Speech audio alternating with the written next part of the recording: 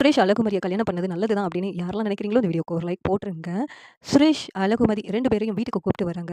வீட்டுக்கு வந்ததும் ஆரத்தி எடுத்து உள்ள கூப்பிடுறாங்க. உள்ள கூப்பிட்டு விளக்கு ஏத்த சொல்றாங்க அழகுமதி கையால. அழகுமதியும் விளக்கு ஏத்தி சாமி கும்பிடுறாங்க. சாமி கும்பிட்ட உடனே 2 பேருக்கும் வீட்ல பாலும், பழமும் குடுக்குறாங்க. அழகுமதியும் சுரேஷும் வேண்டாம் வெறுப்பா அத சாப்பிடுறாங்க. இந்த நேரத்துல 2 பேருக்கும் ஃபர்ஸ்ட் நைட் ஏற்பாடுலாம் பண்ணணும்னு சொல்லிட்டு பேசிக்கிட்டு இருக்காங்க. அழகுமதிக்கு எல்லா ரூமையும் சுத்தி காமிச்சிட்டு இருக்காங்க. அது மட்டும் இல்லாம இதுதான் சுரேஷோட ரூம் அப்படின்னு சொல்லிட்டு அழகுமலர் எல்லாத்தையும் சுத்தி காமிச்சிட்டு இருக்காங்க.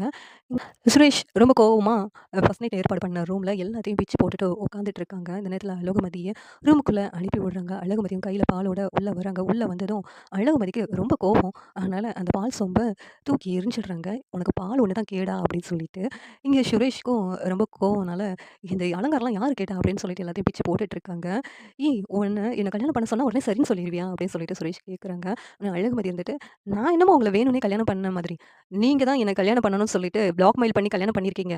என்னால இப்பவே போலீஸ்ல கம்ப்ளைண்ட் பண்ணி உங்கள ஜெயிலுக்கு அனுப்ப முடியும். ஆனா, எங்க அப்பா, அம்மாவுக்காக தான் உங்கள கல்யாணம் பண்ணியிருக்கேன். அதுக்காக நீ என்ன சொன்னாலும் நான் கேட்டுக்கிடுவேன்னு நெனச்சுக்கிட்டு இருக்காத" அப்படின்னு அழகுமதி சொல்றாங்க. உடனே சுரேஷ் இருந்துகிட்டு, "ஏய்! இனிமேல் நீ எனக்கு அடிமை தான்டி. நான் என்ன சொன்னாலும் நீ கேட்டு தான் ஆகணும். முதல்ல போலீஸ்ல என் மேல குடுத்த கேஸ வாபஸ் பண்ணி, எனக்கு அந்த போலீஸ் வேலை கிடைக்கிற மாதிரி நீ தான் பண்ணணும். அத விட்டுட்டு தேவையில்லாம பண்ணேன்னு நெனச்சுக்கோ, உன்ன நான் சும்மா விட மாட்டேன்.